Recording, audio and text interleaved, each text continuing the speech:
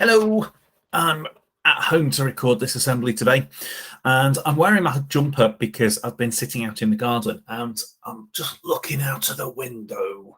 It's a bit grey, it's been a little bit windy, but I've been sitting in the garden while I've been doing my work, and I've been sitting and making notes in my notebook and reading things on my iPad, and I'm making more notes in my notebook.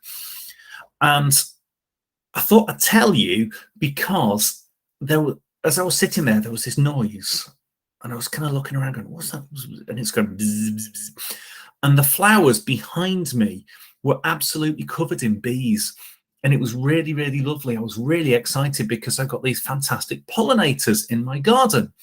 And we've talked in the past about how we are attracting wildlife, how we're trying to welcome wildlife into where we are, because bees are really important. They spread the pollen around so that the plants can flower. And I thought it was really cool that I got them in my garden because it was really, really cheap and easy to do. I just got some bare soil and I sowed a packet of seeds. I just let those seeds grow. It was great. And now I've got these gorgeous purple plants in my garden, and I've got all these buzzy bees, and they were sat right up close to me. And one of them kind of buzzed across the front of my iPad, and people look at bees and they go, "Oh no, it's going to sting me." And it just buzzed across the front of my iPad and buzzed off again. And that was it. Didn't have anything to do with me. So it was quite a lovely, fluffy looking chap.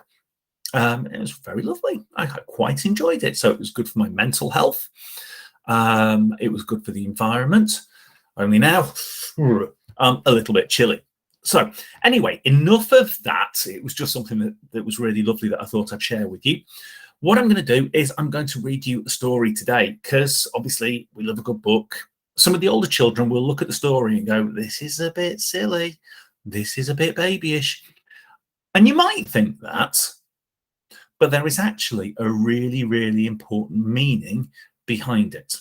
Okay, so go past the things that you think, well, this is a bit for young children, and see if you can work out what that really challenging message is behind this.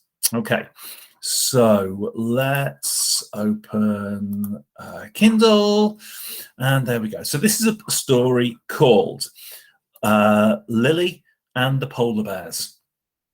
Lily and the polar bears. There they are. There's Lily on the beach and the polar bears out at sea.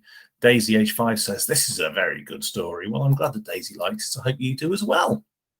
One day, Lily was playing on the beach with her grandpa when she spotted something in the distance. She's got binoculars there. Polar bears! Lots of polar bears, all floating on pieces of melting ice.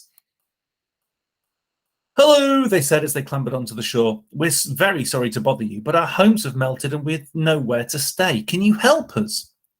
Lily thought for a moment. "Well, we do have a special room for guests and a tree house. Come with us." The polar bears followed Lily and her grandpa back to Lily's house. When she opened the door, Lily's mum nearly fainted. "Goodness me," she said. "Where did you lot come from?"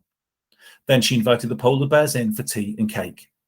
The polar bears told Lily's mum all about their long and dangerous journey from the Arctic. Afterwards, they all sat down to dinner. Thankfully, Lily's mum always had plenty of fish fingers, chips, and ice cream in the freezer, just in case they had guests. And I've never had polar bears come to tea. Have you? When the polar bears had tidied the table and helped to wash the dishes, it was time to get ready for bed. Then they huddled together in Lily's den so that she could read them a bedtime story. And eventually, when they'd found enough space for everyone to sleep, they said, "Good night." The polar bears went out like a light. Can you see where they're all sleeping?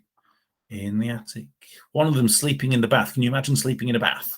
One's in a tree, in the garage, in the shed, I think. Sorry, on top of the garage, under the table. They're everywhere. The next day, Lily took the polar bears into the town. The children were very excited. The grown-ups really weren't.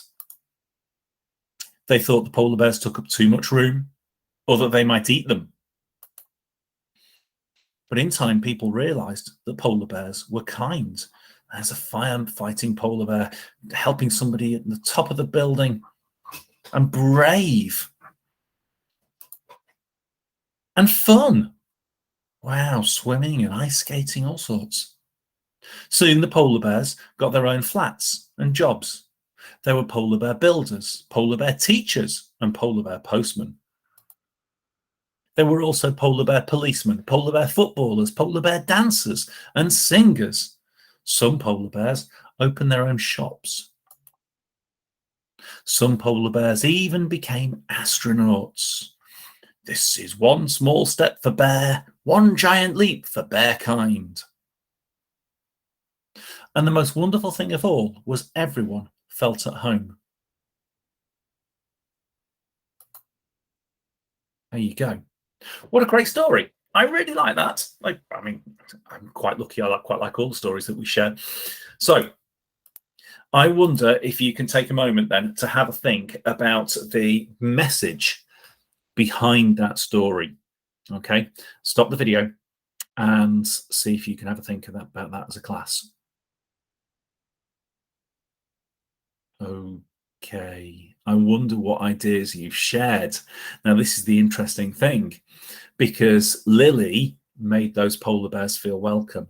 They couldn't live where they were anymore. They couldn't live out on the ice. Their home was gone. So Lily made them feel welcome. And in the end, everybody living in her town made the polar bears feel welcome. So Lily showed them around, and they became those local citizens like we all want to be, local, national, global citizens. And the polar bears lived in the town and became part of the community.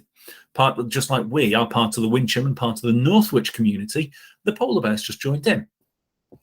So I'm fairly confident, I'm fairly sure I can say this, we won't get polar bears joining us at school. But in exactly the same way, if somebody were to come to Wincham and have moved from a really long way away, what would we do?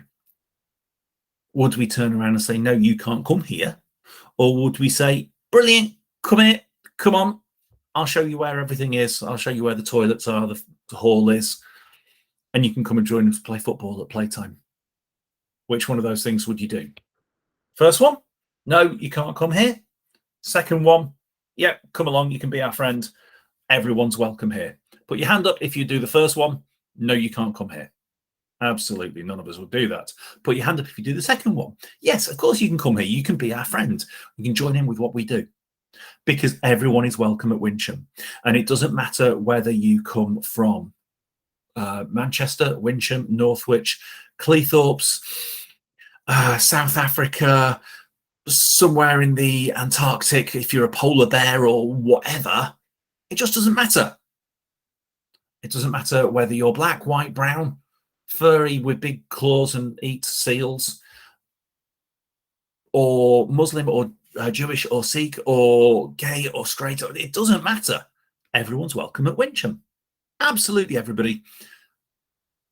Don't care. You can just come and join us. So have a think about that. Have a think about that when you're thinking about your Heart Smart lessons, when you're talking about no outsider stories.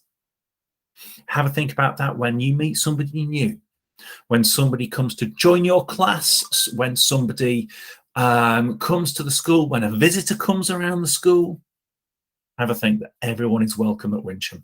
Okay, there you go. Have a lovely rest of the day, guys. And if I don't see you before you go home, have a lovely weekend as well. Bye-bye.